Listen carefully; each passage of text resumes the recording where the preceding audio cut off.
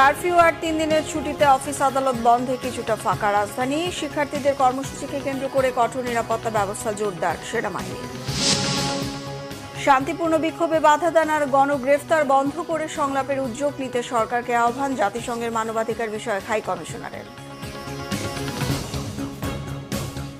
সংবাদ শিরোনাম দিচ্ছিলেন, এবার বিস্তারিত। রাজধানী ঢাকা সহ সারা দেশে চলছে অনির্দিষ্টকালের কারফিউ। ৩ দিনের সরকারি ছুটিতে অফিস আদালত বন্ধ থাকায় রাজধানী ঢাকা কিছুটা ফাঁকা। তবে শিক্ষার্থীদের কর্মসূচিকে কেন্দ্র করে ঢাকার বিভিন্ন সড়ক ও গুরুত্বপূর্ণ পয়েন্টে কঠোর নিরাপত্তা ব্যবস্থা জোরদার করেছে সেনাবাহিনী।